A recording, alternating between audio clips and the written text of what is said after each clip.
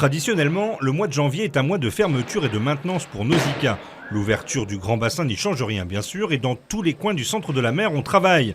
Dans ces petits aquariums, Aglaé profite de l'absence du public pour jardiner si on peut dire, couper, bouturer, nettoyer les coraux. Juste à côté, on vient de changer d'éclairage pour passer au LED. Aglaé mesure si la quantité de lumière qui arrive est suffisante pour que les coraux se développent de manière idéale. Les coraux en fait c'est des animaux mais qui sont symbiotiques avec des algues.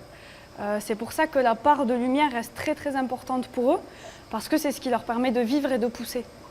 Donc c'est pour ça qu'en plus c'est des animaux tropicaux, donc dans les tropiques il y a beaucoup de soleil.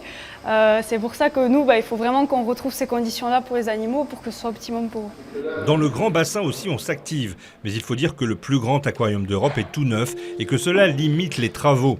Néanmoins, et c'est la bonne surprise de ces jours, le requin-marteau adulte qui avait été malade a réintégré le bassin. Les soigneurs profitent de l'absence de public pour l'acclimater à son nouvel élément. Le prix des requins-marteaux, dont de nombreux jeunes sont morts les mois derniers, a fait polémique ces derniers jours. L'occasion pour le directeur de Nausicaa de mettre les choses au point.